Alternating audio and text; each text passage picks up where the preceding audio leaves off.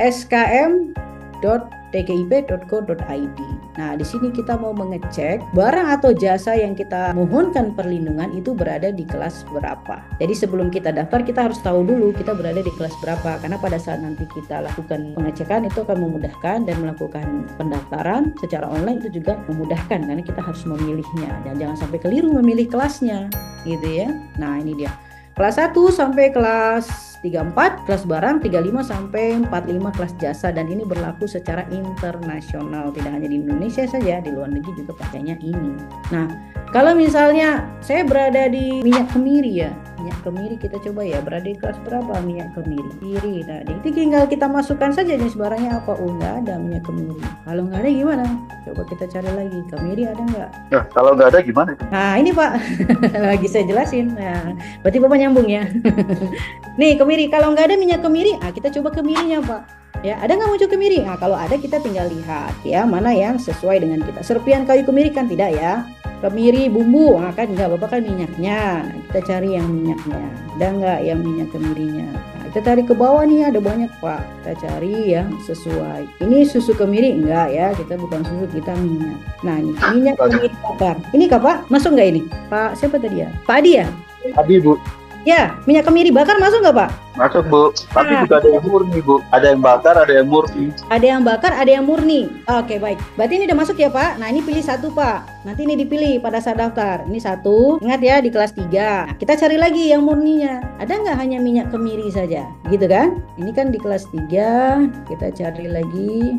Yogurt enggak, ini makanan. 30 juga itu dia makanan. Nah, enggak ada. Kalau dia enggak ada gimana ya? Kita coba cari minyak Pak. Tadi minyak kemiri bakar sudah ada di kelas 3. Sekarang kita cari minyak, kata kunci minyak. Nah, kata kunci minyak tadi di kelas 3 ya, minyak kemiri bakar. Nah, kita cari dia minyak kemiri murni ini ada digunakan untuk pewangian nggak Pak? Lebih untuk perawatan kulit, Bu. Oke, perawatan kulit. Atau perawatan rambut lah lebih tepatnya. Oh, perawatan rambut berarti bisa dikatakan minyak rambut ya?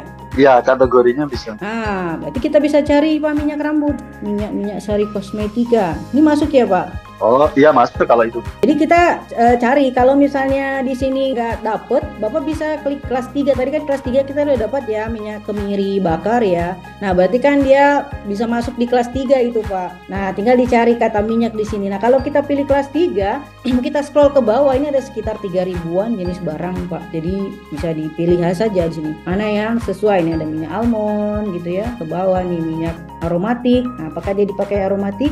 Minyak aromatik ini kan bisa apa saja, bisa kemiri, bisa apa gitu Pak. Apakah dia dipakai buat ini? Kalau memang dipakai dia buat ini, bisa dipilih ini gitu. Nih, minyak aromatik, esensial aromatik. Kita cari lagi ke bawah. Jadi dia dipilih berdasarkan fungsi atau berdasarkan bahan gitu Pak. Baik.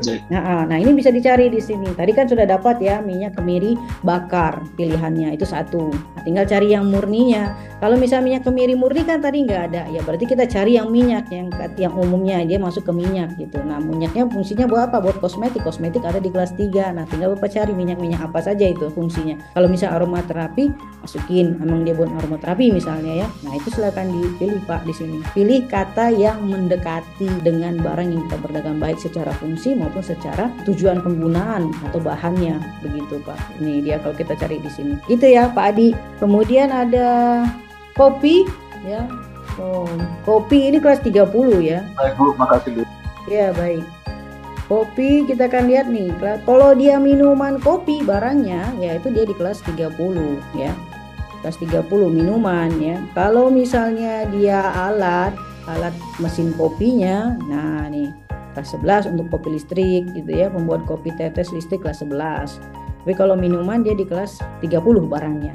Kalau dia juga dilekatkan pada nama kedai kopi, ya, kan biasa dipakai satu nama untuk lebih dari satu jenis barang atau jasa ya. Misalnya seperti mereknya ya, katakanlah ada Rangemark ya. Rangemark itu bikin produk minuman kopi di kelas 30, kemudian juga menggunakan merek Rangemark di kelas jasa kedai kopi. Kedai kopi, coffee shop gitu ya, itu masuknya di kelas 43. Berarti daftarnya di 2 kelas. Karena merek itu digunakan di 2 jenis barang dan jasa, yaitu barang kopinya di kelas 30 dan jasa kedai kopinya di kelas 43. Jadi daftarnya di 2 kelas. Jadi perlindungannya terhadap 2 jenis barang dan jasa tadi. Nah, kalau misalnya Saya daftar satu kelas aja lah karena biayanya kan cukup lumayan gitu ya. Silahkan didaftarkan. Yang jelas yang tidak dimohonkan tidak ada perlindungan, yang diberikan perlindungan terhadap yang dimohonkan saja. Nah, yang banyak sekali terjadi, dapat dia di kelas 30 tapi kelas 43-nya dia tidak dapat. Kenapa? Karena